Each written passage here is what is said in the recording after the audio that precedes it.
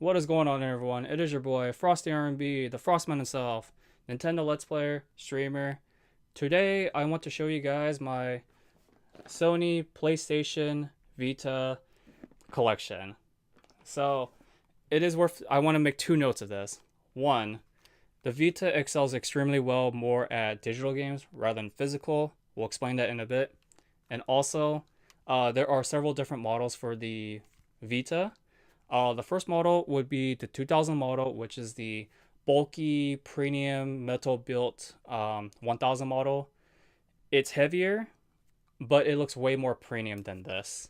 But the only downside to it is it uses a dedicated charging port. So that's one negative. And speaking of dedicated Sony products, yeah, you're gonna need one of these. Recommendation at least 8 gigs minimum if you only plan on having a small library or just collect physical games. 16 maybe for digital games, but I don't do digital unless it's on Steam. So it is worth noting on that one. And the one I have is a 2000 model. It looks like much cheaper. It's much slimmer, but it uses the micro USB. So if you're looking for a Vita, I'm just warning you right now, this thing is becoming a collector's item, so it's going to be pretty dang expensive for the console itself and the genres that it excels extremely well at. And those genres are, if you are considering buying a Vita, ask this question to yourself. Do you play JRPGs, visual novels, or perhaps gimmicky games? If you said answer to one of those questions as yes, the Vita may be a very good console to get into. Now, if you said no, don't worry, the Vita has some pretty good games on it, but most of them tend to be ports off of the PS3 versions. But then again, take it with a cane of sugar because it varies by games and case by case. So, there's that. I have the 8 gig inside my PlayStation TV and the 16 gig card in my Vita. Now, you don't need this unless you want to play your games on Vita. However, be warned, this will not play every single game. And speaking of not playing every single game, do you know why the Vita miserably failed in the United States or North America in general? It's because even though the Vita had performance superior compared to the Nintendo 3DS in terms of hardware and software and presentation, Sony didn't really bother putting much support on it. I'm sorry, but Sony just wanted to dig it into the grave, and I'm assuming this will be the last Sony handheld we'll ever get from them. But it's a pretty damn good one. So I just want to point out there. Also, again, digital games are going to be mostly excelled at compared to physical, but there are a lot of physical games out there that are pretty good actually. So why don't we go ahead and move on to the PlayStation TV. It is worth noting, if you are planning to do any gameplay videos or stream recordings, this thing has HD CP, so it's pretty much copy protected, and you will need an HDMI splitter, which I'm still looking for one. And also, you can plug into your DualShock 3 or 4 controller and play it on your TV that way. So that's pretty cool. I will leave a link down below in the comment section on what games the PlayStation TV can play. But I'm letting you guys right now know, games that use like touchscreen controls or even rear touchscreen controls will most likely not be compatible with this. There are some exceptions. I will post that link down below in the comment section. So, not essential, but this is pretty dang expensive. But it's pretty cool. So now that we got that out of the way, let's go ahead and get to the games. Starting pretty strong with Freedom Wars. Freedom Wars is just an action JRPG game where you go into mission to mission. It is a pretty long game actually. 30 hours if I'm not mistaken. If I were to describe it though, it's like Astral Chain for the Switch, but this came out before it. And it has online. That's the best way I can describe it. I've never played Monster Hunter before, so I can't compare it to Monster Hunter, but that's the best way I can describe the gameplay. It's pretty fun and very, very fast paced. Next up, we have Little Deviants. This honestly is a cheap bargain game for the Vita. Yeah, I know I said the Vita games tend to be very expensive. This is one of the few exceptions because it's a tech demo technically. Almost done with it. I don't think I'm going to replay it though. Speaking of games, the Little Big Planet for the Vita. This is my very first entry to the series of Little Big Planet. Honestly, it's a great platformer that uses the touchscreen controls pretty damn well.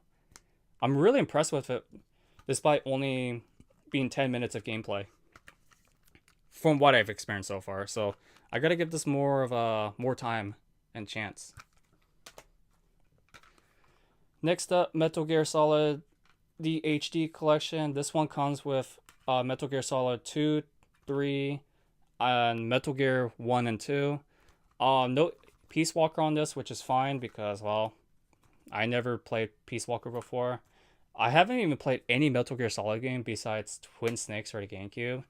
So, for those who are really, really requesting for Metal Gear Solid 2, I'm still working on it. We will be playing that live on stream very soon. After Persona 3, but I'm not sure. So, Metal Gear Solid, if you never played the series, please play in order. But if you really, really just want to dive into it, start with 2. I'm going to be working on 2 soon, so there's that. Phenomenal series, by the way. Alright, this is more of a niche title, so you don't really need this if you're a casual gamer. I'm an anime weeb. Don't judge me. Persona 4 Dancing All Night. Cheesy story mode. Great fan service. And a lot of remixes. They put way more work into this game compared to Dancing in Moonlight and Dancing in Starlight. This game has way more work to it, and I really like this one the best of the Dancing series, but great fan service. But here's a game that every Vita owner should probably play at least once. And if you're a JRPG person, you never played Persona 4 Golden, please play this game. I got mine first time on Steam for $22.01. That's after sales tax. And then 2 weeks later, I bought this for the Vita. This game is my resolution for 2020, ladies and gentlemen. Extremely relatable. And not only that, definitely one of the best games of all time. It's actually my number 2 favorite game of all time, actually. So I do plan on doing a Let's Play of this game in the very, very far future, 100% completion. Got this one platinum. Can't wait. Besides, it's amazing. I could go on and on about this game, but pretty expensive, but it's well worth it. If you want to go the cheaper route, Steam is your best pick. Now, speaking of JRPGs that are pretty dang expensive, Tales of Hearts R was a GameStop exclusive, but originally this game won a petition of what game should be localized first. Tales of Hearts was originally for the DS, if I'm not mistaken.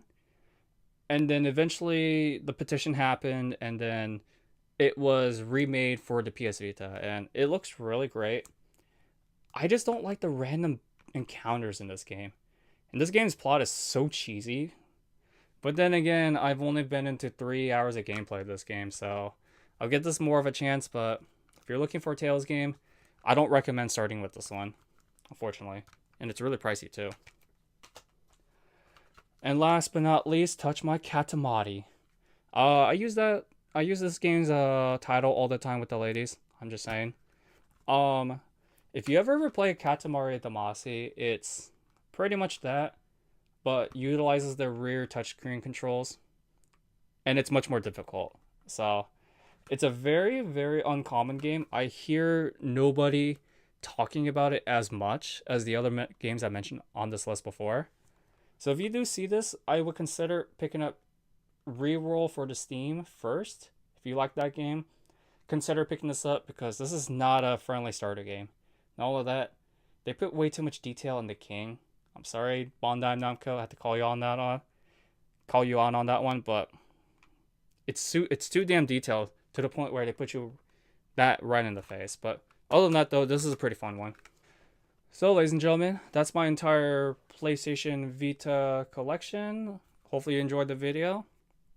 Leave this a thumbs up, smash that subscribe button, and if you want to check out the live streams on Twitch, it's twitch.tv/FrostIronB, where we do live gameplay, random shenanigans in chat, and talk about like really weird topics. So if you're into that, consider following the Twitch channel.